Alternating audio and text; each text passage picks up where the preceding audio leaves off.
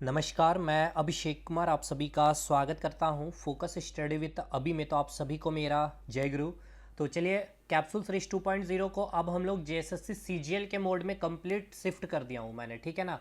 Total अभी rest आपके 50 days जो बचे हुए रिमेनिंग है इसमें आपको पूरा जीके भी कवर करना है, साथ के साथ आपका कंप्यूटर पार्ट भी होगा। इसी जीके में आपका पूरा करंट अफेयर भी और साइंस का सारा लेक्चर अपलोडेड कर दिया गया है, ठीक है। बायोलॉजी का जिसको नहीं मिला है आप हमें मैसेज करिएगा, आपको ग्रुप में ऐड कर दिया जाएगा। उस ग्रुप में ही आपको सारी बायोलॉजी का lecture with notes complete updated है। अब इस 50 डेज में आज हम लोग पूरा सेंसेक्स, जो आज हमारा टॉपिक है जनगणना, कैप्सूल सीरीज 2.0 में आप देख पा रहे होंगे जनगणना यानी कि सेंसस, काफ़ी इंपॉर्टेंट चैप्टर है ये। और सबसे पहले कि इसके सारे टर्मिनोलॉजी को हम लोग समझेंगे, जितने भी शब्दावली है, क्योंकि इसको आप याद कर नहीं पाएंगे। दूसरी बात, इसको पढ़ने का जो तरीका है इसको समझ लीजिए। अब जैसे भी जो भी कैप्सूल अब आएंगे, अब आपको फटाफट हर एक क्लास में मोस्टली चांस है कि एक दिन में एक कैप्सूल में ही आपका एक टॉपिक फिनिश हो जाएगा। अब जैसे कि पूरा मॉडर्न हिस्ट्री हम लोग अभी तक हमने 2 टॉपिक खत्म किए मॉडर्न हिस्ट्री को, लेकिन तीसरा जो है ब्रिटिश साम्राज्य का, पूरा अंग्रेजों का जो विस्तार है, तो उसको एक दिन में किया नहीं जा सकता। उसके लिए 2 दिन का समय लेकर के ख़त्म करेंगे। चीज़ें क्लियर है भाई? तो एकदम कंटेंट में कोई कमियां नहीं होगी, शानदार वे में, क्योंकि अभी तक हमने बहुत मेजर पार्ट जैसे कि ज्योग्राफी और ज्योग्राफी में जो स्टैटिक पार्ट है उसको भी हमने कवर कर लिया है, इसीलिए। तो चलिए जनगणना को स्टार्ट करते हैं। लेकिन जनगणना में देखिए सारी चीज़ें हैं, यहाँ पे आपको ये कंटेंट भी मिल जाएगा आपको। इसके अलावे जो अभी तक जनगणना से पूछे गए क्वेश्चन है वो भी आपको सारा अपडेट करके एप्लीकेशन में डाल दिया जाएगा, ठीक है भाई। तो जो एप्लीकेशन से नहीं जुड़े हैं कैप्सूल सीरीज 2.0 से और हमारा सुपर 50 में ये आपका इंक्लूडेड है कैप्सूल सीरीज 2.0 भी, ये आपको ध्यान रखना है। चलिए बिना देर किए हुए चीज़ों को स्टार्ट करते हैं। देखिए सबसे पहले इंपॉर्टेंट है कि आपको सारे टर्मिनोलॉजी आपको समझ में आने चाहिए। विदाउट टर्मिनोलॉजी आप कोई भी जैसे जनगणना चैप्टर को याद करना आपके लिए काफ़ी कठिन हो जाता है। तो इसके लिए आपको सबसे पहले कुछ टर्मिनोलॉजी है उस पर हम लोग काम करते हैं। सबसे पहला आपको एक वर्ड मिलेगा फर्टिलिटी रेट के बारे में, ठीक है ना भाई। अब ये फर्टिलिटी रेट क्या होता है इसको आपको समझना होगा और इसको आपको जनगणना से चीज़ों को रिलेट करके आपको पढ़ना पड़ेगा। फर्टिलिटी रेट को हिंदी में हम कहते हैं प्रजनन प्रजनन दर। अब इस प्रजनन दर के कंसेप्ट को पहले समझिए। देखिए प्रजनन दर कहने का मतलब क्या है, कोई भी एक महिला, ठीक है, कोई भी एक महिला अपने पूरे जीवन काल में, अपने पूरे ही जीवन काल में जो बच्चे को जन्म देती है वो कहलाता है फर्टिलिटी रेट। मैंने क्या कहा कि कोई भी एक महिला अपने पूरे जीवन काल में औसतन, मैंने बात किया है औसतन, जो भी बात यहाँ होगी औसतन ही बात होगी, एवरेज ही बात की जाएगी। तो कोई भी एक महिला अपने पूरे जीवन काल में औसतन जो बच्चे को जन्म देती है, ठीक है ना, जो जन्म देती है उसे ही हम क्या कहते हैं, फर्टिलिटी रेट कहते हैं। अब यहाँ से आपका सवाल जो बनता है एग्जामिनेशन में कि भारत की जो फर्टिलिटी रेट है वो क्या है, यानी कि भारत की जो प्रजनन दर है वो क्या है, तो वो है आपका 2.4। अब इसके कंसेप्ट को आपको समझना है कि ये 2.4 आपको क्या बता रहा है ये डाटा। तो देखिए पहले तो एक वर्ड आपको क्लियर रखना है कि अगर वर्ड आपको शब्द इस्तेमाल किया जाए परिवार, तो परिवार कहने का मतलब है कि हस्बैंड, ठीक है, प्लस उसके साथ वाइफ काउंट किया जाएगा। तो अगर एक परिवार अगर मैं लिख रहा हूं तो एक परिवार में कितने सदस्य होंगे, सिंपल सी बात है 2 लोग होंगे। कितने सदस्य हैं, तो 2 सदस्य होंगे।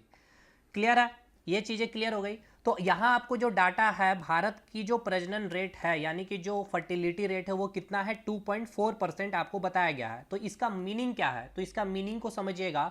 इसका मतलब ये है कि 10 परिवार में कुल कितने बच्चे हैं, 24 बच्चे हैं। और यही आपको अगर संख्या में पूछ लिया जाए, सदस्य लोग में पूछा जाए, तो 10 परिवार है तो कितने लोग हो जाएंगे, 2 से मल्टीप्लाई करना यानी कि 20 लोग हो जाएंगे। क्लियर है कि नहीं? तो 20 लोग में कितने बच्चे हैं, 24 बच्चे हैं। क्योंकि जो बच्चे का जन्म देने वाली जो महिला है, तो महिला का विवाह हस्बैंड यानी कि एक लड़का और एक लड़की है, तो परिवार की जब बात होगी तो एक परिवार में कितने सदस्य होंगे, 2 लोग। तो भारत का जो सेंसस 2011 के अकॉर्डिंग जो बातें हैं, यानी कि भारत की जो फर्टिलिटी रेट है यानी कि प्रजनन जो दर है वो कितना है आपका, 2.4 है। तो 2.4 का मतलब आपको समझ में आ रहा है कि 10 परिवार में कितने बच्चे हैं, 24 बच्चे हैं अभी लेटेस्ट। तो 10 परिवार कहने का मतलब कितना हो गया, 20 लोग में कितने बच्चे हैं, 24 बच्चे हैं। अब देखिए स्टैंडर्ड डाटा कितना होना चाहिए, कोई भी अगर रूल नियम की बात की जाए, ठीक है ना। नियम की जब हम बात करते हैं या रूल क्या कहता है कि फर्टिलिटी रेट कितनी होनी चाहिए, तो फर्टिलिटी रेट 2 होनी चाहिए। अब 2 का मतलब क्या है, इसको आप समझिएगा ध्यान से।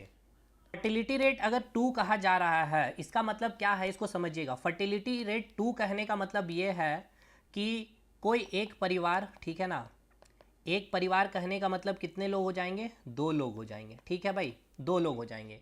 और भारत का जो अभी आपने फर्टिलिटी रेट देखा है, भारत का जो आपने फर्टिलिटी रेट FR में लिख रहा हूँ, इसका F मतलब क्या हो जाएगा, फर्टिलिटी, R मतलब हो गया रेट यानी कि प्रजनन दर। तो भारत की कितनी है, 2.4 है। इसका मतलब क्या है कि 2 लोग, ठीक है ना, 2 लोग मतलब कि हस्बैंड और वाइफ, और टोटल 10, एक परिवार में कितने हो जाएंगे लोग, तो 2 लोग हो जाएंगे, ठीक है ना। और इस एक परिवार में संख्या कितनी हो रही है, तो देखिए 2.4 हो रही है। समझिएगा ये क्या है, इसका कंसेप्ट को समझिए। इसको मैं फिर से रब कर रहा हूँ, चीज़ों को समझाता हूँ। भारत की जो फर्टिलिटी रेट है वो कितनी है, 2.4 है। इसका मतलब ये है, ये 2.4 का मतलब ये है कि एक परिवार में कितने सदस्य हो गए हैं, 2.4 हो गए। 2.4 कैसे हुए हैं, तो 2 लोग हैं, 2 लोग में आप समझ में आ रहे हैं, जो हस्बैंड है और जो वाइफ है, प्लस 0.4। 0.4 कहने का मतलब है कि अब देखिए, जैसे कि बच्चे का जन्म हुआ है, अब उनके माता पिता, बच्चे बड़े हो रहे तो माता पिता का निधन होगा, तो देखिए संख्या बढ़ रही है तो इधर संख्या घट भी रही है। लेकिन भारत की जो फर्टिलिटी रेट 2.4 ये बतला रहा है कि जनसंख्या में यहाँ पर वृद्धि है। क्यों, कितना का वृद्धि है, तो 0.4, क्योंकि जैसे यहाँ आपके माता पिता हो गए, ठीक है, और यहाँ पे 0.4 की ये आपकी बढ़ोतरी ये दिखा रही है कि फर्टिलिटी रेट 2.4 है, यानी कि 0.4 से जनसंख्या की में अभी वृद्धि हो रही है भारत में। क्योंकि एक समय के बाद यहाँ पे इनका निधन होगा तो फिर बच्चे बड़े होंगे, फिर बच्चे की जब विवाह है तो बच्चे से फिर बच्चे आएंगे तो इनका भी फिर निधन होगा। तो ये रेट आपका 2.4 समझ में आया। तो 2.4 भारत की फर्टिलिटी रेट आपको क्या बतला रही है, यहाँ पे जनसंख्या में वृद्धि है। कितनी वृद्धि है, 0.4 की। अब आइए रूल क्या कहता है, जो विकसित देश है जैसे अमेरिका, चाइना, यहाँ फर्टिलिटी रेट, जैसे कि एक जस्ट एग्जांपल है कि नियम जो बोलता है फर्टिलिटी रेट 2 होना चाहिए। फर्टिलिटी रेट 2 होने का मतलब ये है कि एक परिवार में कितने सदस्य हो जाएंगे, 2 लोग हो जाएंगे। 2 लोग हैं यानी कि बच्चे की संख्या, यानी कि जब बच्चे को वो जन्म देंगे तो वहाँ पे जो इक्वलिटी है वो क्या होगा, मेंटेन हुई रहेगा। यानी कि जैसे कि यहाँ माता पिता हो गए, ठीक है, तो अब इन माता पिता का निधन होगा तो यहाँ पे फिर बच्चे का भी जन्म होगा, तो यानी यहाँ पे क्या है, आपका जनसंख्या स्टेबल होगा, यहाँ पे जनसंख्या इंक्रीज नहीं होगा। क्लियर है, ये एक बार अभी आप समझिए, मैं फिर से अभी एक बार डिटेल में आपको समझाता हूँ। अब इसको हम लोग रब करते हैं, अब यहाँ पे क्या बातें बतलाई गई है, अब इस पर हम लोग कंक्लूड करते हैं और भी चीज़ें अच्छे से समझ में अब आ जाएगी। देखिए हमने क्या बताया अभी आपको, सबसे पहले फर्टिलिटी रेट के बारे में, प्रजनन दर के बारे में। तो प्रजनन दर का मतलब क्या होता है, तो प्रजनन दर का मतलब ये होता है कि कोई भी एक महिला अपने पूरे जीवन काल में औसतन जो बच्चे को जन्म देती है। तो भारत का ये प्रजनन दर कितना है, 2.4 है। 2.4 कहने का मतलब, मैं डेसिमल को अगर हटा रहा हूँ तो डेसिमल को हटाने का मतलब ये है कि, तो इससे भी पहले आप ये आइए कि एक परिवार कहने का मतलब है हस्बैंड वाइफ, यानी कि एक परिवार में कितने लोग होंगे, 2 लोग होंगे, ठीक है, ये काउंटिंग होता है ऐसे जनगणना। तो 2 लोग यानी एक परिवार में कितने, 2 लोग हैं। अब यहाँ पर डेसिमल है, भारत की प्रजनन दर 2.4 है, तो ये 2.4 डेसिमल को हटाने के लिए मैंने क्या किया है, 10 परिवार में मैंने बताया कितने बच्चे हैं, अभी 24 बच्चे हैं, अकॉर्डिंग टू जो भारत की अभी क्या फर्टिलिटी रेट के अकॉर्डिंग। तो 10 परिवार कहने का मतलब लोग, जनसंख्या कितनी है, तो 20 लोग हो जाएंगे। 20 लोग में कितने बच्चे हैं, 24 बच्चे हैं। अब आइए फर्टिलिटी रेट होना कितना चाहिए, अकॉर्डिंग टू नियम कोई भी देश के लिए 2 होना चाहिए। 2 कहने का मतलब ये कि देखिए यहाँ क्या है, माता और पिता है, ठीक है। अब माता पिता से जो बच्चे हुए हैं, तो भाई देखिए कुछ समय के बाद इनका निधन होगा तो ये बच्चे आए तो ये क्या हो जाएगा, आपका यहाँ पे जनसंख्या क्या होगा, जनसंख्या यहाँ पे आपका स्थिर रहेगा, यानी इस देश की जनसंख्या क्या रहेगी, स्टेबल रहेगी। लेकिन भारत की जो फर्टिलिटी रेट आप यहाँ पर 2.4 जो दिख रहा है आपको, यहाँ पे 2.4 का मतलब आपको ये समझना होगा कि यहाँ पर माता हो गए एक और एक पिता हो गए, इसके बाद भी जो जनसंख्या में वृद्धि कितनी आ रही है आपको, 0.4। यानी कि भारत की जो फर्टिलिटी रेट 2.4 है, क्योंकि यहाँ पर फर्टिलिटी रेट 2 नहीं होने के कारण 2.4 है, यानी 2 से ज़्यादा है, इसलिए भारत में अभी आपको भी पता है जनसंख्या में क्या है, आपका वृद्धि हो रहा है। क्लियर है ना, कैसे, क्योंकि यहाँ अगर माता का भी अगर या इनमें से कोई भी एक पर्सन का अगर निधन होता है तो यहाँ पे देखिए आपका ग्राफ ऊपर ही जा रहा है जनसंख्या का। क्यों, क्योंकि फर्टिलिटी रेट कितना है 2.4 है। अब मान के चलते किसी भी देश की फर्टिलिटी रेट, ठीक है, जस्ट एन एग्जांपल, बहुत जैसे साउथ कोरिया का आपको मिलेगा फर्टिलिटी रेट 2 से भी कम है, मैं जस्ट एक एग्जांपल लेता हूँ 1.5 है, ठीक। तो 1.5 कहने का मतलब क्या है कि यहाँ अगर 10 परिवार अगर आप लेते हैं तो 10 परिवार में कितने बच्चे हैं, 15 बच्चे हैं, ठीक है। यहाँ पे 10 परिवार में कितने बच्चे हैं, 15 बच्चे हैं, और सदस्य की काउंट किया जाए तो कितना हो जाएगा, 10 दूनी 20, यानी कि 20 लोग में यहाँ पे कितने बच्चे हो रहे हैं, 15 बच्चे ही हो रहे हैं। समझ में आ रहा। तो अब देखिए यहाँ पे माता और एक पिता यहाँ हुए, ठीक है ना, एक परिवार कहने का मतलब माता और पिता, और इससे जो बच्चे आ रहे हैं, ठीक है, तो सिंपल सी बात है, बच्चे इधर आ रहे हैं तो इनका भी निधन यानी कि इनकी संख्या घट रही है, तो इनकी घट रही है, और फर्टिलिटी रेट अकॉर्डिंग टू नियम कितनी होनी चाहिए, 2 होनी चाहिए। फर्टिलिटी रेट कितनी होनी चाहिए, 2 होनी चाहिए, जिससे आपकी देश की जनसंख्या क्या होगी, स्थिर रहेगी। तो अब आपके देश की जनसंख्या का जो आपके देश की जो फर्टिलिटी रेट है वो कितनी है, 1.5 है। इट मीन्स ये है कि जो यहाँ पर इस देश की स्थिति जो है, जैसे कि माता या पिता इनमें से किसी का भी निधन हो रहा है, तो फर्टिलिटी रेट आपका क्या निकल के आ रहा है, 1.5, यानी कि यहाँ पर जनसंख्या घट रही है। यानी इस देश में कुछ समय के बाद यहाँ पर लोग रहेंगे ही नहीं, यानी कि यहाँ पर जो आपको जनसंख्या मिल रही है 65+ अबव, ठीक है ना, एज के लोगों की यहाँ पे जनसंख्या बहुत अधिक है। जैसे इसका एग्जाम्पल आप लेंगे साउथ कोरिया को, साउथ कोरिया की अगर आप फर्टिलिटी रेट बात करते हैं तो 0.86 समथिंग है। तो यानी कहने का मतलब ये है कि 10 परिवार, क्योंकि डेसिमल हटाते हैं तो 10 परिवार में केवल यहाँ 8 बच्चे ही हैं, यानी कि 20 लोग में कितने बच्चे हैं, केवल 8 बच्चे हैं। यानी कि कुछ समय के बाद साउथ कोरिया की जनसंख्या ही खत्म हो जाएगी, क्योंकि यहाँ पे आपको समझ में आ रहा है 0.86 का मतलब आप समझ पा रहे हैं कि यहाँ माता पिता का जैसे निधन हो रहा, तो यहाँ पे जो जन्म दर है, यानी कि जो बच्चे का जन्म हो रहा है वो क्या है, बहुत ही कम है, जिससे यहाँ जनसंख्या का रेट क्या है, डिक्रीज कर रहा है। समझ में आ गया फर्टिलिटी रेट। होप्स हो कि फर्टिलिटी रेट का कंसेप्ट क्लियर हो गया होगा। तो चलिए फर्टिलिटी रेट का यहाँ से चीज़ों को हटाते हैं। अब फर्टिलिटी रेट से आपका क्वेश्चन पूछा जा सकता है, जितने भी टाइप से क्वेश्चन आपका पूछा जाएगा अब आपसे संबंधित यहाँ से फर्टिलिटी रेट से क्वेश्चन आपका निकल जाएगा। भारत की अगर फर्टिलिटी रेट की बात की जाए तो कितनी है, तो आपको बताना है 2.4 है।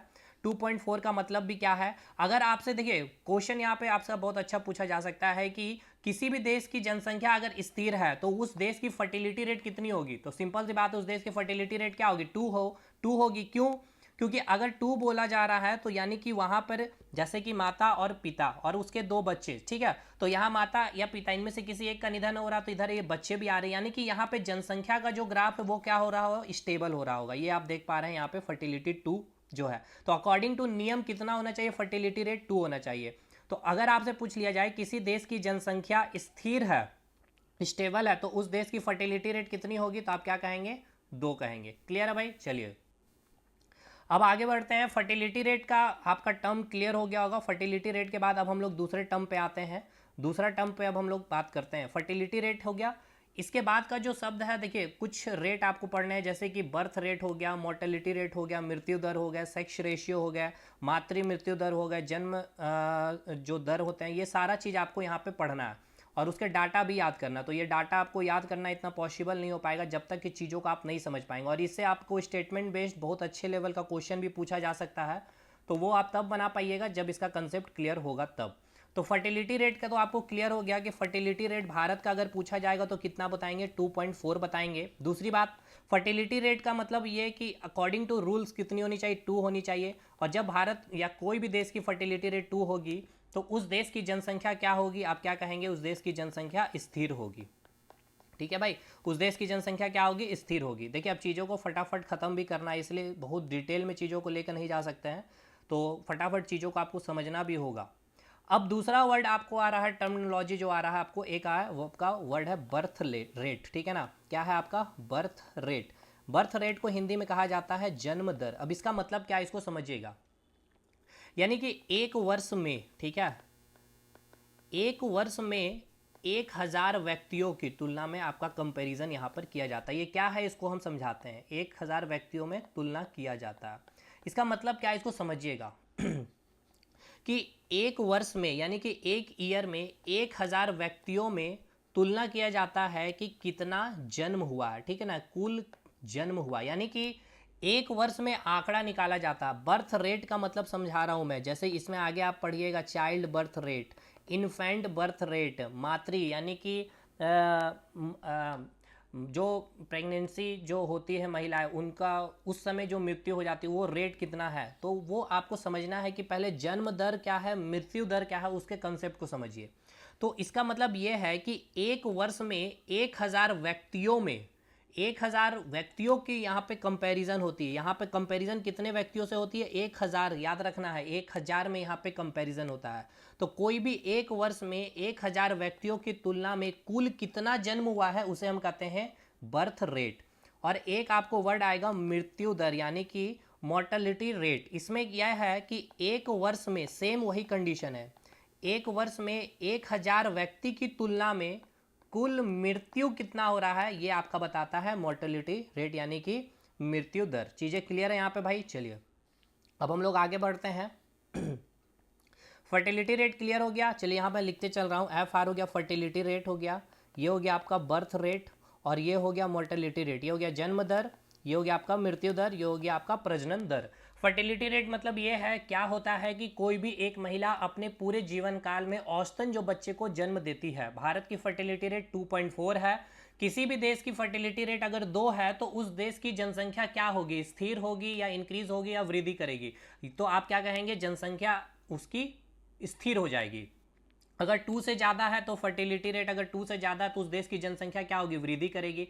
और अगर किसी देश की फर्टिलिटी रेट अगर 2 से कम हो जाएगी तो उस देश की जनसंख्या क्या होगी? घटेगी। ये सारे आपके क्वेश्चन बनेंगे यहाँ से।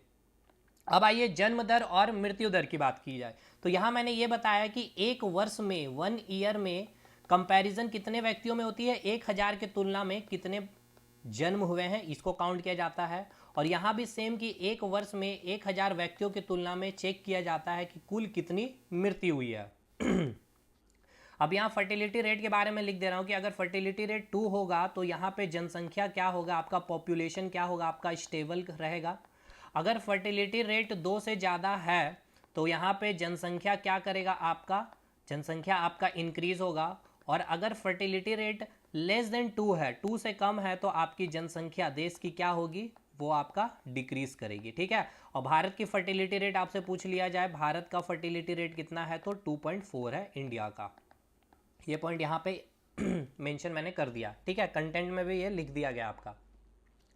तो 3 पॉइंट आपका यहाँ से चीज़ें क्लियर हो गया है, fertility rate, birth rate and मृत्यु दर। अब आइए एक वर्ड है आपका, ये आपका यहीं से आता है आपका, ये फर्टिलिटी रेट जो 2 देख रहे हैं ना, यहीं पर एक वर्ड आपको मिलेगा रिप्लेसमेंट रेट। ये शब्द देखिए, अभी लेटेस्ट सारे सवाल आपके एसएससी के पूछे गए हैं और यहीं से सारा क्वेश्चन आपका कॉपी पेस्ट हो रहा है जेएसएससी में भी, आप भी देख रहे हैं। तो रिप्लेसमेंट रेट का कहने का मतलब क्या है इसको समझिएगा। देखिए नाम में क्या है? रिप्लेस किया जा रहा है, यानी कि यहाँ पे 2 चीज़ रखा गया, एक ऑब्जेक्ट रेक्टेंगल फॉर्म में है, एक सर्कल फॉर्म में। ठीक है। अब इसको क्या किया गया? रिप्लेस कर दिया गया है, यहाँ पर ट्राइंगल एक बना दिया। ठीक है। तो ये जो सर्कल को रिप्लेस कर दिया गया है ट्राइंगल से, ठीक है ना। तो यहाँ पे क्या आ गया? ट्राइंगल आ गया और यहाँ पे आ गया है सर्कल। तो यहाँ पे काउंट करिएगा तो कितना ऑब्जेक्ट है? ये इधर चला गया है, इसके बदले में ट्राइंगल आ गया, तो है कितना? 2 ऑब्जेक्ट ही है। यहाँ पर भी अभी ऑब्जेक्ट कितना बचेगा? 2 ही। क्यों? क्योंकि यहाँ पे रिप्लेसमेंट का कंसेप्ट चल रहा है। ठीक है ना, टाइम एंड वर्क में आपने पढ़ा होगा रिप्लेसमेंट का कंसेप्ट।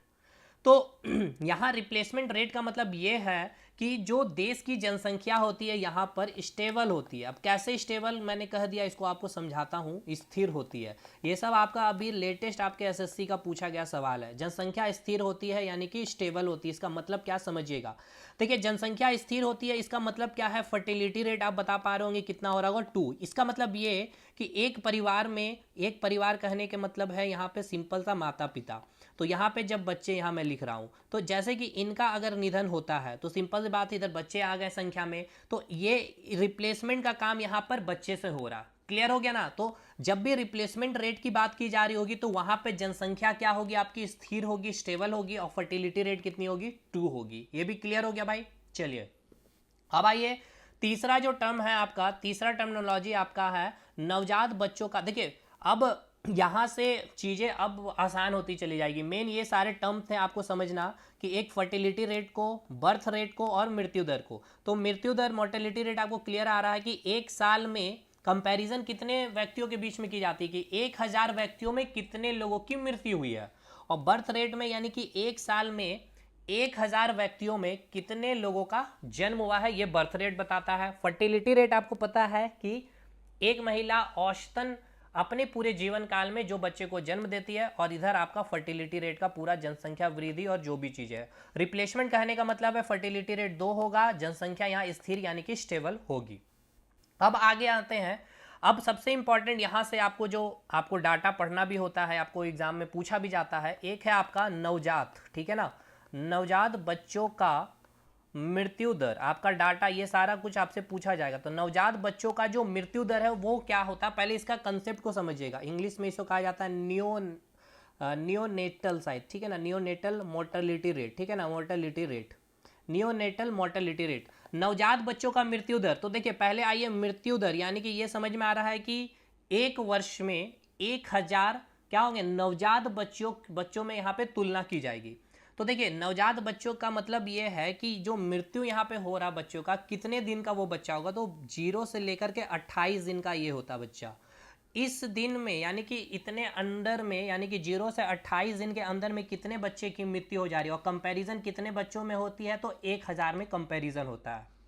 मैंने क्या कहा यहाँ पे, सिंपल सा थेड भाषा में सुनिएगा कि कोई ऐसा बच्चा, ठीक है ना, कोई भी ऐसा बच्चा होगा जिसका अभी उम्र तो इसे आप नहीं कर सकते हैं, जिसका जन्म हुए अभी 0 से 28 दिन के भीतर ही, ठीक है ना, अगर उसकी मृत्यु हो जाती है तो उसे आप कहते हैं नवजात बच्चों का मृत्यु दर। तो ये डाटा सरकार जारी करती है। तो ये डाटा कैसे जारी करती है, तो वो काउंट करती है कि 1000 नवजात बच्चों में कितना मृत्यु हुआ है। जैसे जस्ट एन एग्जाम्पल, अगर सरकार जारी करती है कि नवजात बच्चों का जन्म दर जो मृत्यु दर जो है वो है 30, इसका मतलब ये कि 1000 जो बच्चे जन्म हुए हैं उसमें से 28 दिन के भीतर भीतर 30 बच्चे की मृत्यु हो गई है। क्लियर हो गया कंसेप्ट यहाँ पे, नवजात बच्चे का मृत्यु दर। चलिए अब आइए, एक अगला वर्ड आपको मिलता है शिशु मृत्यु दर, यानी कि इसका मतलब क्या है, इसको भी क्लियर करिएगा। शिशु मृत्यु दर का मतलब है इन्फेंट मोर्टेलिटी रेट, ठीक है ना, इसका मतलब इंग्लिश में इसे कहते हैं infant mortality rate. Infant mortality rate का जो आयु होता है इसको आपको ध्यान रखना है। तो इन्फेंट मोर्टेलिटी रेट का जो आयु होता है उसका उम्र रखा जाता है 1 साल से कम, यानी 1 साल के अंदर अंदर, ठीक है ना। यानी कि कोई भी बच्चा अगर जन्म लेता है, ठीक है ना, और उस बच्चे की अगर मृत्यु 1 साल के अंदर हो जाती है, और इसमें काउंट कितने बच्चों में की जाती है, 1000 में, तो उसे कहा जाता है शिशु मृत्यु दर। जस्ट एन एग्जाम्पल अगर मैं लूँ, शिशु मृत्यु दर अगर 20 है, इसका मतलब ये कि 1000 ऐसे बच्चों में 20 ऐसे बच्चे थे जो 1 साल के अंदर अंदर ही इनकी मृत्यु हो गई है। तो ये सारे स्टेटमेंट बेस्ड आपके क्वेश्चन पूछे गए हैं, आप खोल के देख सकते हैं। यहाँ मैंने 1000 लिखा है, ऑप्शन में आपको 100 लिख दिया जाता है। यहाँ मैंने लिखा है दिन 0 से 28, वो 30 दिन 35 दिन कर सकते हैं या 1 साल भी दे सकते हैं। यहाँ पे सेम आपको 1000 से कंपैरिजन किया जा रहा है, उम्र सीमा 1 साल के अंदर अंदर अगर उस व्यक्ति की बच्चे की मृत्यु हो जाती है तो उसे हम कहते हैं शिशु मृत्यु दर। ये सारा आपका पूछा गया सवाल है। क्लियर हो गया। अब आइए शिशु मृत्यु दर के बाद अगला जो टर्मिनोलॉजी आता है मैटरनल इमोर्टेलिटी रेट, यानी कि मातृ मृत्यु दर। ये क्या होता है इसको भी समझते हैं हम लोग, मातृ मृत्यु दर, ठीक है ना। अब ये सारा कंसेप्ट है, ये अगर नहीं समझेंगे चीज़ें कोई फ़ायदा नहीं है, सेंसस पढ़ने का मतलब ही नहीं बनता।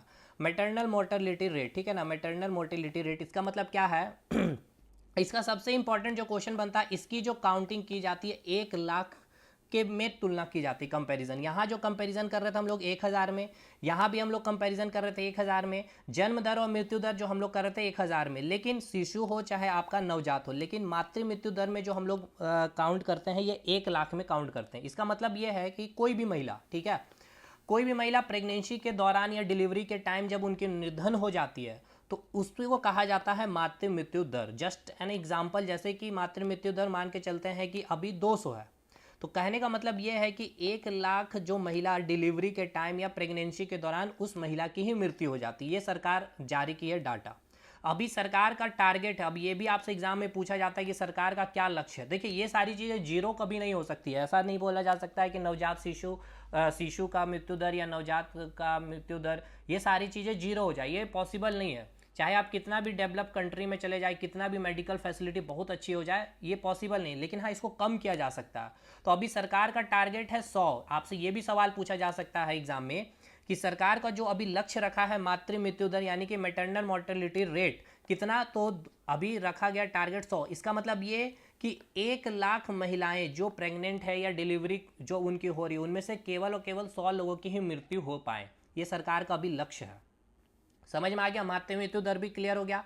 अब अगला टर्म आता है सेक्स रेशियो। सेक्स रेशियो क्या होता है इसको भी समझिए। इसे हिंदी में कहा जाता है लिंगानुपात। ठीक है, इसे हिंदी में कहते हैं लिंग अनुपात, हिंदी में तोड़ के।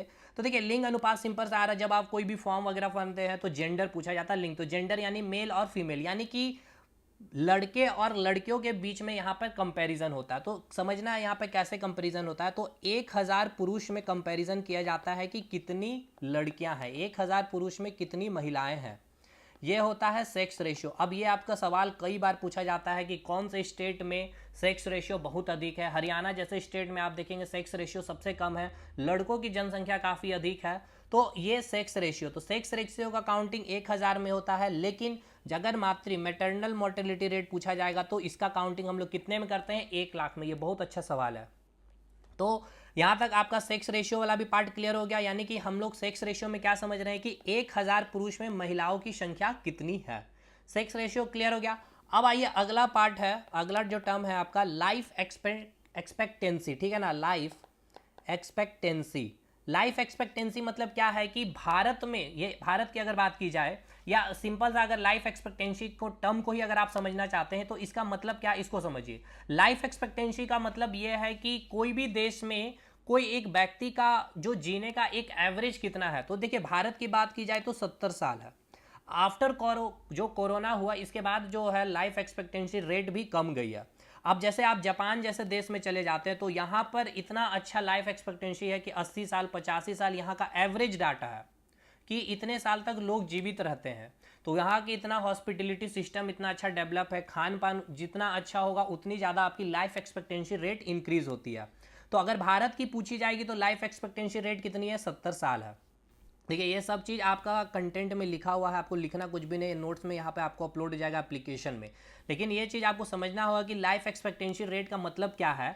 तो लाइफ एक्सपेक्टेंसी रेट मतलब आपको समझ में आ गया होगा कि जीवन प्रत्याशा, हिंदी में इसे कहते हैं जीवन प्रत्याशा, यानी कि कितने साल तक लोग जीवित रहते हैं। हर एक देश का एक अलग अलग है। अब जैसे कि देखिए डेवलप कंट्री में हो, चाहे डेवलपिंग कंट्री हो, चाहे अंडर डेवलप यानी कि विकसित विकासशील देश। अब इसमें भी आएंगे कि विकसित देश में, विकासशील देश में और अल्प विकसित देश के बीच का डिफरेंस को भी हम बताएंगे अभी जनगणना चैप्टर में ही।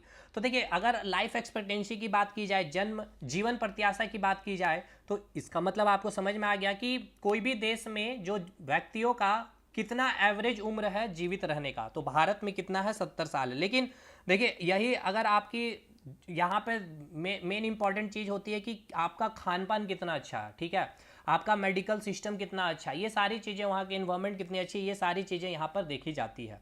तो अब देखिए इस पर ज़्यादा डिटेल नहीं कर सकते क्योंकि चीज़ें बहुत फटाफट चीज़ों को ख़त्म भी करनी है। लाइफ एक्सपेक्टेंसी चीज़ हो गया। अब आइए लिटरेसी रेट यानी कि साक्षरता दर, यानी कि कितने लोग पढ़े लिखे हैं, इस पे बात करते हैं। आखिर कैसे डिसाइड किया जाता है कि कोई भी स्टेट में या कोई भी देश में जो साक्षरता दर है वो कैसे निकाला जाता है? साक्षरता दर, लिटरेसी रेट को समझिएगा। देखिए इसकी एक उम्र सीमा फिक्स की गई है 7 वर्ष, ठीक है ना, 7 वर्ष या उससे अधिक होना चाहिए। 6 वर्ष के बच्चे को काउंट नहीं किया जाता, 7 वर्ष या उससे अधिक होना चाहिए। अगर उसे कोई भी एक भाषा के ऊपर में, ठीक है ना, एक भाषा के ऊपर में इतना ज्ञान है कि उसको लिख भी सकता है और पढ़ भी सकता है, तो आप उसे क्या कहेंगे? शिक्षित व्यक्ति। यानी कि साक्षरता दर कैसे काउंट किया जाता है? उम्र सीमा 7 वर्ष होना चाहिए या उससे अधिक होना चाहिए, 7 वर्ष होना चाहिए या उससे अधिक होना चाहिए। और क्या क्राइटेरिया है? कि उसके पास एक भाषा को कम से कम लिखना जान रहा हो और कम से कम पढ़ना जान रहा, तो उसे हम लोग क्या मानेंगे? शिक्षित मानेंगे। लिखना और पढ़ना दोनों जान रहा, कोई भी एक भाषा को। तो लिटरेसी रेट भी कंसेप्ट क्लियर है। अब आइए चाइल्ड सेक्स रेशियो। देखिए वर्ड में ही सब कुछ छिपा हुआ है। चाइल्ड सेक्स रेशियो के बारे समझिए। देखिए यहाँ पे एक वर्ड आया चाइल्ड सेक्स रेशियो। तो सबसे पहले सेक्स रेशियो, तो सेक्स रेशियो कहने का मतलब क्या है? सेक्स रेशियो में मैंने आपको ये बताया था कि 1000 पुरुषों में महिलाओं की संख्या कितनी है। तो यहाँ आगे लग गया चाइल्ड। इसका मतलब कि यहाँ बस एक चीज़ आपको याद रखना है एज को, कि यहाँ जो एज काउंट किया जाता है 0 से 6 साल के बच्चे में, ठीक है ना। तो 0 से 6 साल के बच्चों में 1000 लड़कों में लड़कियों की संख्या, यानी कि बच्चों की संख्या, बच्चियां की संख्या काउंट की जाती है। तो 1000 लड़कों में लड़की की संख्या कितनी है। लेकिन ये उम्र आपको याद रखना है चाइल्ड सेक्स रेशियो में, ये उम्र कहाँ तक लिया जाता है? 6 साल तक ही। तो चाइल्ड सेक्स रेशियो की बात की जाए तो कितना उम्र होगा, 0 से 6 साल, और 0 से 6 साल के बीच में 1000 जो लड़के हैं उसमें कितनी लड़कियां हैं, ये चाइल्ड सेक्स रेशियो आपको बताता है। अब एक नया टर्म अभी आपका जेएसएससी में पूछा गया था, जनसंख्या पिरामिड। ये लड़के लड़कियां का कंसेप्ट से ही क्वेश्चन पूछा गया था, जनसंख्या पिरामिड, ठीक है ना, जनसंख्या पिरामिड। अब पिरामिड का पहले आप फिगर पहले देखेंगे, जनसंख्या पिरामिड ये क्या होता है। देखिए जनसंख्या पिरामिड कहने का मतलब पिरामिड का फिगर आप बनाते हैं ऐसे बनता है। अब इसमें क्या कंसेप्ट होता है इसको समझिएगा। इस प्रकार से आप हॉरिजेंटल लाइन खींचते हैं। अब यहाँ पे क्या किया जाता है, एक एज ग्रुप बनाया जाता है। 0 से 5 साल का एज ग्रुप हो गया, 5 से 10 साल का एक एज ग्रुप होगा, उसी प्रकार 10 से 15 साल का एक एज ग्रुप होगा, फिर 15 से 20 साल का एज ग्रुप होगा, फिर 20 से 25 साल का एक एज ग्रुप होगा। उसी प्रकार आगे चीज़ें बढ़ती चली जाएगी, ठीक है ना, इस प्रकार से आगे बढ़ती जाएगी। हर एक एज ग्रुप यहाँ निकाला जाएगा। 25 से 30 साल का एज ग्रुप होगा, 30 से 35 साल का एज ग्रुप होगा, 35 से 40 होगा, 40 से 45 होगा, 45 से 50, देन 100, 150, 200 एज ग्रुप करेगा। अब इसमें क्या डिसाइड किया जाता है इसको समझना है। इसमें यह डिसाइड किया जाता है कि 0 से 5 साल का जो एज ग्रुप है इसमें लड़के लड़कियों की संख्या कितनी है, ठीक है। अब आइए, ये आपको एक ग्राफ बना दिया कि ये 0 से 5 साल में इतना लड़के की संख्या बता रहा है और इतना जो आप देख पा रहे हैं ये लड़कियों की संख्या बता। ये जस्ट एक रफ फिक्स डाटा मैंने लिया।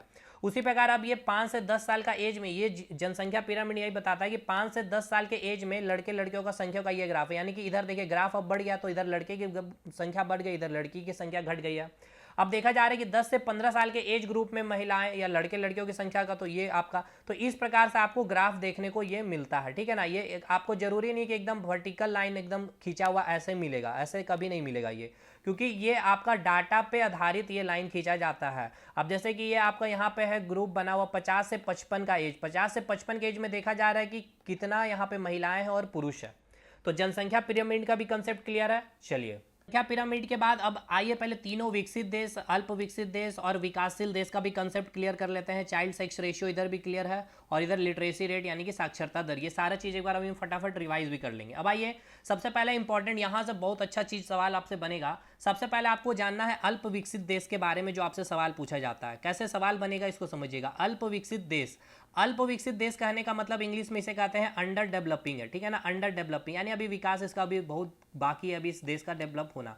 अंडर डेवलपिंग, ठीक है ना, अंडर डेवलपिंग कंट्री। तो अंडर डेवलपिंग कंट्री का क्या सिनेरियो है इसको आप समझिएगा। अंडर डेवलपिंग कंट्री की जब हम बात करते हैं तो अंडर डेवलपिंग कंट्री में जो जन्म दर है यहाँ पर काफ़ी ज़्यादा है, उच्च जन्म दर है। उच्च जन्म दर मतलब समझ में आ रहा ना कि एक वर्ष में, ठीक है, एक वर्ष में जो बच्चे का जो जन्म हो रहा है 1000 की तुलना में कितना, क्लियर है। तो जन्म दर मतलब कि यहाँ पर बहुत ज़्यादा है, यानी कि हाई बर्थ रेट होता है, हाई बर्थ रेट है यहाँ पे, यानी कि यहाँ पर जो बच्चे का जन्म बहुत ही ज़्यादा हो रहा है इस देश में। और साथ ही साथ यहाँ पर हाई क्या है, डेथ रेट भी है, यानी कि यहाँ पर मृत्यु दर भी काफ़ी ज़्यादा है, हाई डेथ रेट। अब रीज़न क्या है, क्योंकि भाई सिंपल सी बात है उच्च मृत्यु दर भी है। रीज़न बस इतना सा बात है कि ये आप देख पा रहे हैं ये अल्प विकसित देश है, तो यहाँ पे मेडिकल फैसिलिटी इतनी अच्छी नहीं है, वैक्सीन टीकाकरण यहाँ पे नहीं हो पा रहा। अंडर डेवलपिंग कंट्री है इसलिए इतना फैसिलिटी नहीं है यहाँ अवेलेबल, या यहाँ की सरकार इतना मेडिकल में खर्च या हेल्थ सेक्टर में खर्च नहीं कर पा रही है। तो अल्प विकसित देश में आपके अलग अलग लेवल के स्टेटमेंट वाइज क्वेश्चन बन सकता है कि यहाँ पे क्या होगा, उच्च जन्म दर होगा या निम्न जन्म दर होगा, उच्च मृत्यु दर होगा या निम्न मृत्यु दर है। तो समझ में आ रहा है अल्प विकसित देश है तो यहाँ पे जन्म दर भी बहुत अधिक है और यहाँ पे डेथ रेट यानी कि मृत्यु दर भी काफ़ी अधिक है। रीज़न आपको समझ में आ गया, यहाँ की मेडिकल फैसिलिटी उतनी अच्छी नहीं है, ना टीकाकरण ना वैक्सीकरण ज़्यादा अच्छा यहाँ पे है। क्लियर हो गया। अब यहाँ पे देखिए अब जितना जन्म हो रहा उतना ज़्यादा मृत्यु भी हो रहा, तो सिंपल सी बात है यहाँ की पॉपुलेशन क्या होगी, इंक्रीज होगी या डिक्रीज होगी या फिर स्टेबल होगी। तो सिंपल सी बात है यहाँ पे पॉपुलेशन क्या होगा आपका, स्टेबल होगा, स्थिर होगा। तो ये भी आपसे पूछा जा सकता है कि जो अल्प विकसित देश हैं वहाँ की जो पॉपुलेशन है वो इंक्रीज हो रही है, डिक्रीज हो रही है या स्टेबल है। तो सिंपल सी बात है हाई बर्थ रेट के साथ हाई डेथ रेट भी है, तो यहाँ की जो जनसंख्या वो क्या होगी, स्थिर होगी। क्लियर है। अब आइए सेकेंड नंबर में विकासशील देश के पास, जो भारत इसी सेक्टर में आता है। भारत विकासशील देश, विकासशील देश कहने का मतलब क्या हो जाएगा, डेवलपिंग कंट्री, ठीक है ना।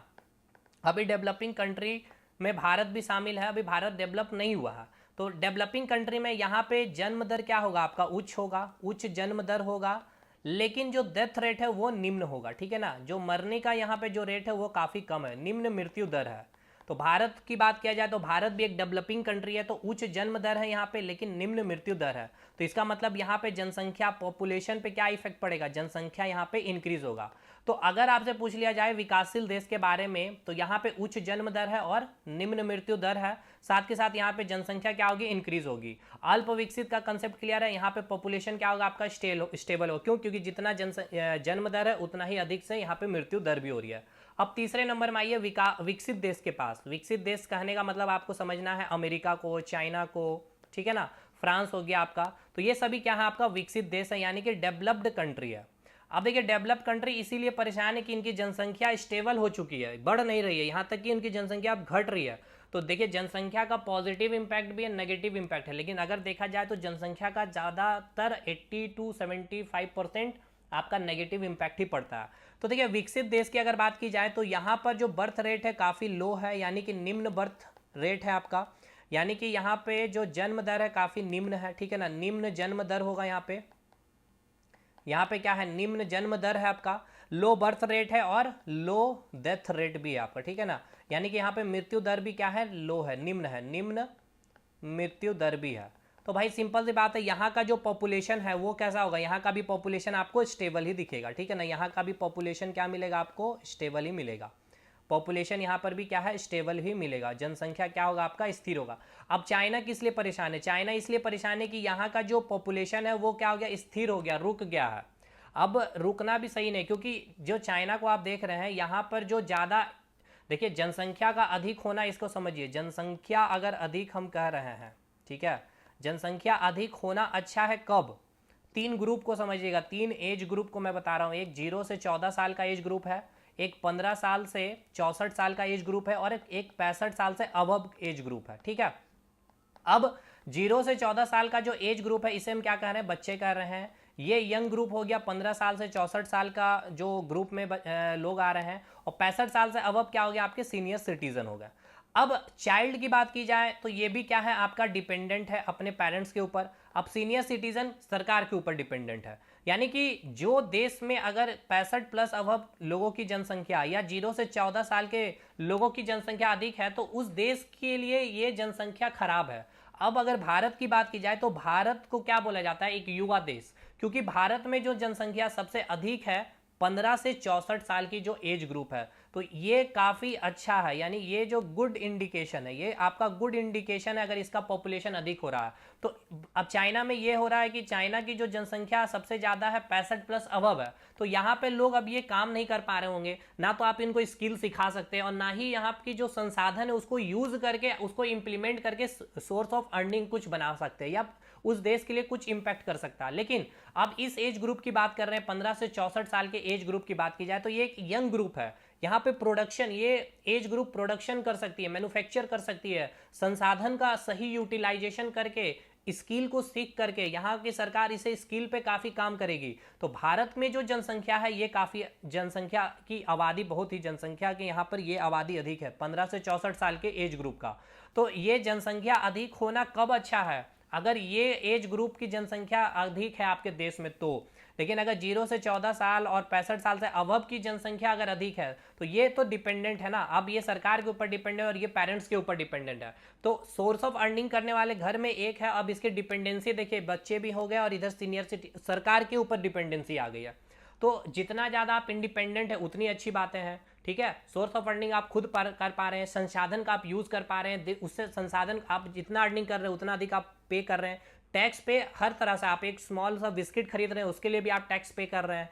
तो हर एक तरीके से सरकार को यहाँ पर फायदा है, कब, जब जनसंख्या 15 से 64 साल के एज ग्रुप की अधिक होगी तो भारत भी अगर बात किया जाए तो यहाँ पे जो एज ग्रुप है भारत में 15 से 64 साल की एज ग्रुप में यहाँ पे भारत का है, ठीक है भाई।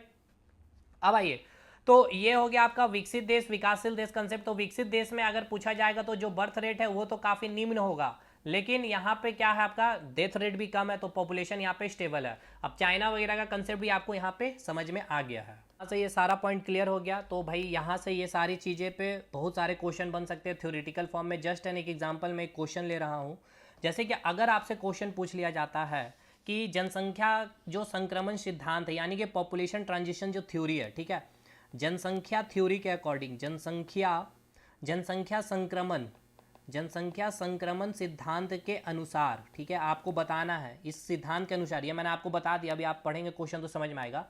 इसके अनुसार जनसंख्या की वृद्धि, ठीक है ना, इसके अनुसार जनसंख्या की वृद्धि दर, जनसंख्या की वृद्धि दर जो समस्या है, ठीक है ना, जनसंख्या की वृद्धि दर जो समस्या है उत्पन्न नहीं करती है, उत्पन्न नहीं करती है, उत्पन्न नहीं करती है। इसका क्वेश्चन का मतलब समझ में आया आपको? क्वेश्चन ये बोल रहा है कि जो सिद्धांत अभी मैंने आपको बताया था, ये सिद्धांत अभी मैंने आपको दिया है, ये एज ग्रुप वाला, यानी कि ये फर्स्ट स्टेज हो गया, ये आपका सेकंड स्टेज हो गया, आपका थर्ड स्टेज वाला ग्रुप हो गया। तो अगर आपसे पूछा जा रहा है कि अगर इस एज के ग्रुप के लोगों की जनसंख्या बहुत अधिक हो गई है, तो क्या है, यह अच्छा है जनसंख्या अधिक होना या खराब है? तो आप कहेंगे अच्छा है। अगर 65+ अबव की जनसंख्या अधिक हो गई तो ये क्या है, देश के लिए अच्छी नहीं है। या इसकी जनसंख्या 0 से 14 साल के अधिक है तो ये भी क्या अच्छा है, देश के लिए नहीं है। तो क्वेश्चन में भाई, क्वेश्चन में ये बोला गया है कि जनसंख्या संक्रमण सिद्धांत के अनुसार जनसंख्या की वृद्धि दर समस्या उत्पन्न नहीं करता, यानी कि जनसंख्या की अगर वृद्धि भी हो रही है तो वो समस्या उत्पन्न नहीं करती है।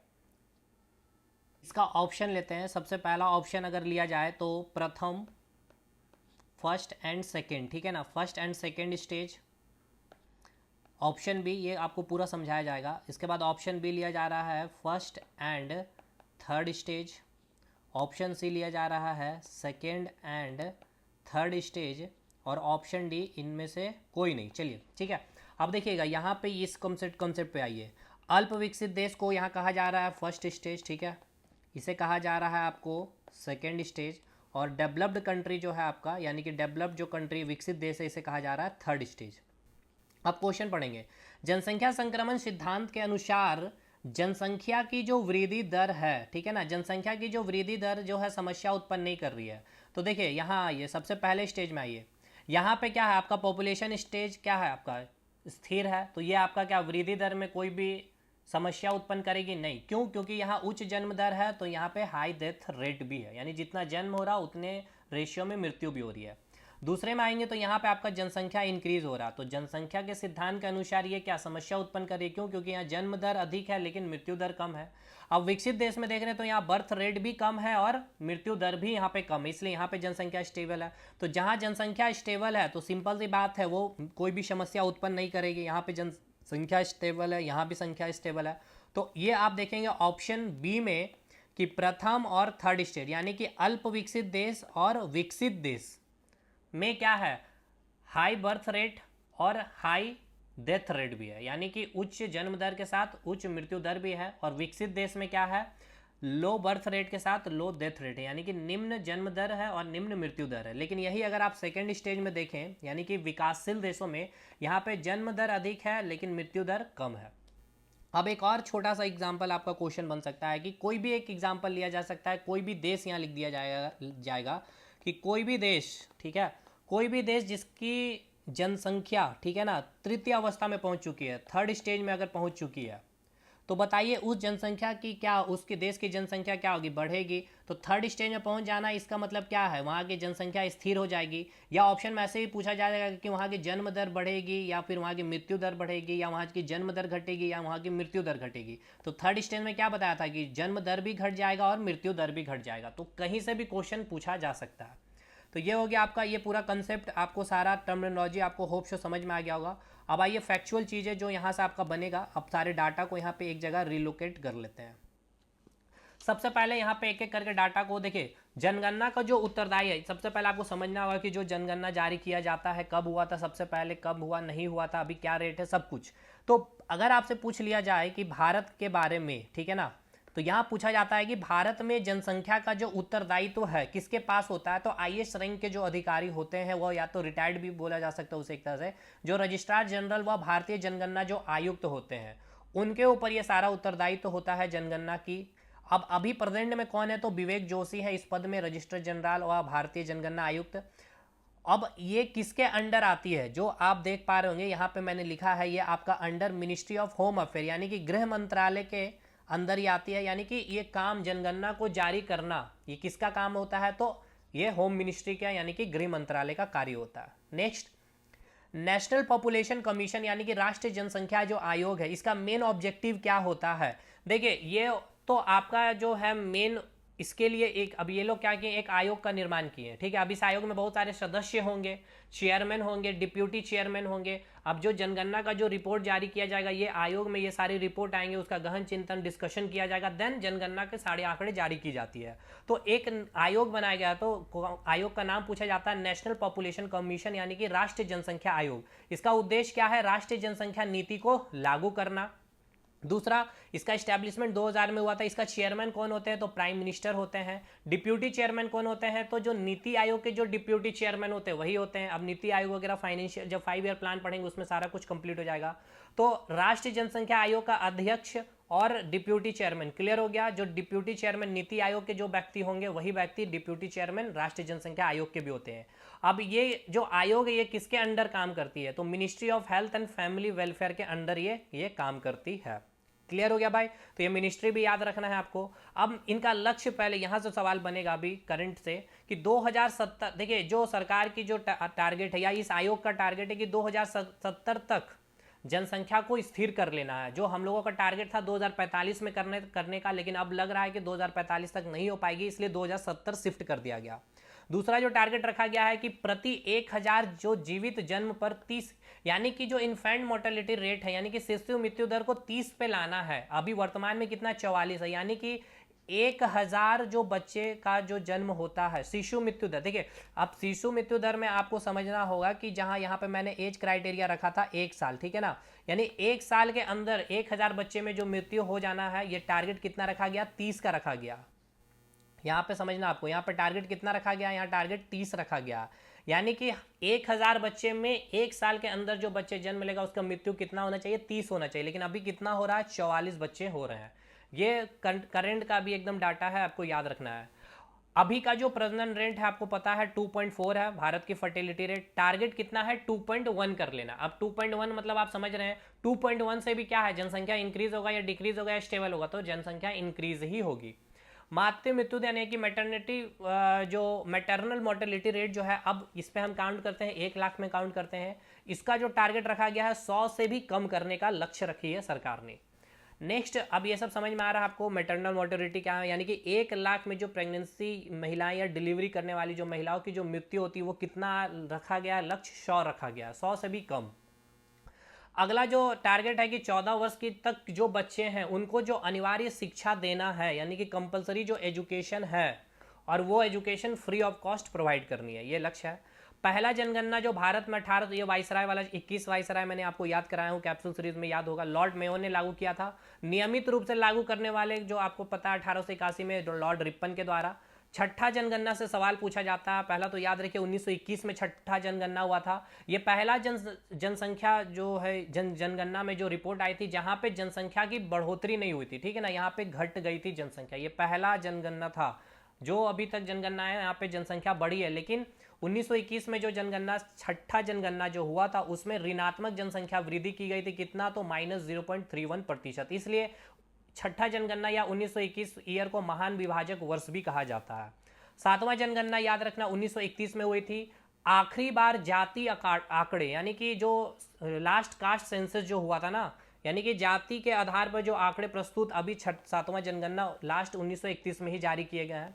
11वां जनगणना सबसे इंपॉर्टेंट याद रखना है कि सबसे अधिक ग्रोथ रेट जनसंख्या में देखा गया था 24.8%। कब हुआ था, 1971 में।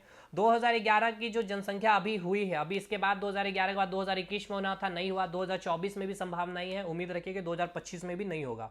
तो अब देखा जाए जब भी हो, तो इसलिए एग्जाम के अकॉर्डिंग 2011 का जनसंख्या का जो जनगणना आया है वो आपको याद रखना है। तो 2000 जनसंख्या का 2011 में जो जनगणना आया था उसमें जो थीम रखा गया था, आवर सेंसस आवर फैमिली, यानी हमारी जनगणना हमारा भविष्य। और उस समय 2011 में सेंसस जो कमिश्नर थे वो कौन थे, सी चंद्रमौली थे। अब देखिए इसके बाद का जितना भी डाटा है, ये सारा डाटा आपको पीडीएफ में एप्लीकेशन में थोड़े देर में अपलोड हो जाएगा। जैसे कि जस्ट एन एग्जांपल मैं आपको यहाँ पे आप क्वेश्चन पूछा जाएगा कि हाई पॉपुलेशन रेट, ठीक है ना, हाई पॉपुलेशन स्टेट। अच्छा, अब एक पॉइंट टर्म और बचा हुआ है, जैसे कि पॉपुलेशन डेंसिटी वाला कंसेप्ट, ठीक है ना, तो इस पर भी हम लोग बात कर लेते हैं। देखिए एक टर्म आपको मिलेगा, पहले इसको खत्म कर लेते हैं उसके बाद बातें कर लेते हैं ये सारी चीज़ों पे भी, डाटा पे भी। देखिए अगला एक वर्ड आपको याद रखना है, पॉपुलेशन डेंसिटी, ठीक है ना। पॉपुलेशन डेंसिटी, पॉपुलेशन डेंसिटी का मतलब क्या है इसको समझिएगा, यानी कि जनसंख्या घनत्व। जनसंख्या घनत्व क्या होता है इसको समझना है। जनसंख्या घनत्व कहने का मतलब ये है, ये कैसे निकालते हैं, तो जो जनसंख्या घनत्व निकालने का जो फॉर्मूला है इसको समझना है, यानी कि पर्सन पर किलोमीटर स्क्वायर बेसिस पे हम लोग निकालते हैं।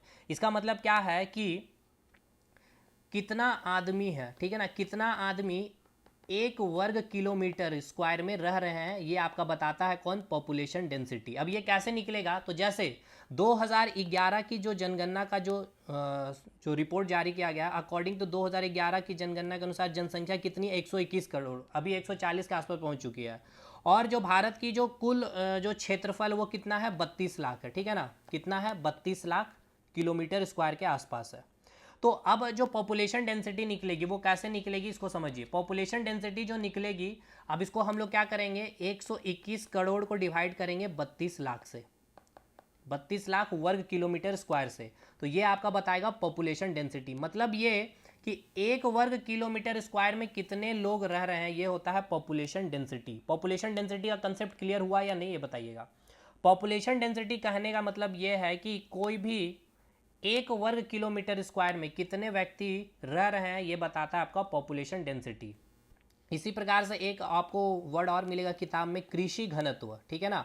देखिए जो भारत का क्षेत्रफल है ये 32 लाख है, ठीक है।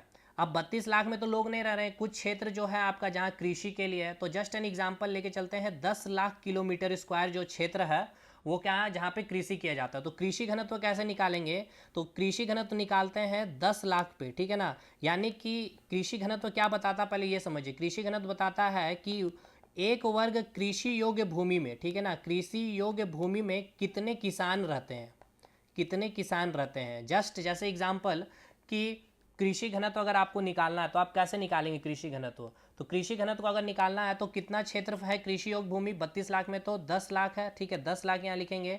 और 121 करोड़ में आप निकालेंगे कि कितनी आबादी किसानों की, तो जस्ट एन एग्जांपल कि 50 करोड़ मान के चलते किसान है, तो यहाँ 50 करोड़ से आप डिवाइड करेंगे, तो ये आपका क्या निकलेगा, कृषि घनत्व। कृषि घनत्व क्या बता रहा है कि एक वर्ग किलोमीटर जो कृषि योग्य जो भूमि है उसमें कितने किसान लोग रह रहे हैं। और एक वर्ड आता है आपका फिजियोलॉजी, ठीक है ना, शारीरिक घनत्व। शारीरिक घनत्व क्या होता है, अब इसको समझिएगा, अब इसको हम डाटा से भी समझाएंगे। शारीरिक घनत्व कहने का मतलब ये है कि एक वर्ग किलोमीटर स्क्वायर जो कृषि योग्य भूमि है उसमें कितने लोग रह रहे हैं, मतलब 10 लाख क्षेत्रफल है जहाँ पे कृषि किया जाता है, तो 10 लाख यहाँ मैंने लिख दिया। टोटल जनसंख्या कितनी है भारत की, 121, तो इससे जो आपका निकलेगा वो आपका बताएगा शारीरिक घनत्व।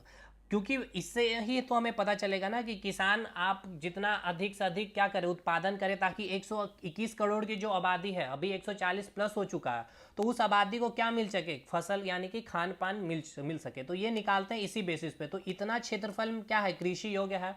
अब ये कितना उत्पादन करेगा, तो उसको 121 करोड़ से डिवाइड करते हैं, तो जो हमें शारीरिक घनत्व से ये डाटा को हम आकलन करते हैं। तो जिसके कारण अब हम आधुनिक तरीके इस्तेमाल करते हैं। तो कृषि वाला चैप्टर आपको पता है कि वह कौन सा कृषि है जिसमें हम आधुनिक परंपरागत तरीके, रासायनिक खाद, रासायनिक उर्वरक का इस्तेमाल करते हैं, ये सब चीज़ें आपको वहाँ बताया गया। तो इसी बेसिस पे अब आप सारा डाटा आपको याद करना पड़ता है। सारे डाटा को अब आप आराम से याद कर पाएंगे, सारा अपडेट डाटा आपको दे दिया जाएगा। और जो अभी तक पूछा गया क्वेश्चन है PYQ जो सेंसस है वो भी एक जगह करके आपको PDF में अपलोड हो जाएगा थोड़ी देर में। जैसे कि जस्ट एन एग्जांपल अगर आपसे पूछ लिया जाए पॉपुलेशन डेंसिटी के बारे में ही, ठीक है ना, पॉपुलेशन डेंसिटी में आपसे पूछा जाएगा कि हाईएस्ट पॉपुलेशन डेंसिटी बताइए, ठीक है ना। हाईएस्ट पॉपुलेशन डेंसिटी कौन सा स्टेट का है, तो हाईएस्ट पॉपुलेशन डेंसिटी कौन सा स्टेट का अगर आपसे पूछा जाएगा तो वो क्या होगा, आपका बिहार राज्य है, ठीक है ना। बिहार राज्य है, कितना है, 1106, ठीक है, 1106। इसका मतलब क्या है, इसका मतलब यह है कि एक वर्ग किलोमीटर स्क्वायर में 1106 लोग रह रहे हैं, इसका मतलब ये है। उसी प्रकार आपको लोवेस्ट याद करना है, उसी प्रकार lowest literacy rate, highest literacy rate. तो हाईएस्ट लिटरेसी रेट केरला का है, तो केरला में कितना, 94% है। तो इसका मतलब क्या है, इसका मतलब सिंपल सा है कि हाईएस्ट लिटरेसी रेट यानी कि यहाँ पर जो केरला स्टेट है, यहाँ पर जो साक्षरता दर है, 7 साल से ऊपर के जो लोग हैं उनको एक भाषा में ज्ञान है, लिखने का भी और पढ़ने का भी। कितना है हाईएस्ट लिटरेसी रेट, 94% है, ठीक है, यानी कि 100 में जस्ट एन एग्जांपल 94 लोग को एक भाषा के ऊपर ज्ञान है पढ़ने और लिखने का। तो अब ये डाटा तो आपको याद करना है, तो ये आपका पीडीएफ अपलोड हो जाएगा, इसमें सारा चीज़ में ऐड ऑन करके, और जो पीवाईक्यू पूछा है वो सब कुछ ऐड ऑन करके अपलोड हो जाएगा आपका एप्लीकेशन में। ठीक है भाई, होप शो एंड करते हैं, सारी चीज़ें सारी टर्मिनोलॉजी भी क्लियर आपको समझ में आ गई होगी। मिलते हैं अगले वीडियो में, तब तक के लिए धन्यवाद। और सेंसस चैप्टर खत्म हो गया अपने तरफ से, इसका पीडीएफ अपलोड बस मुझे करना है।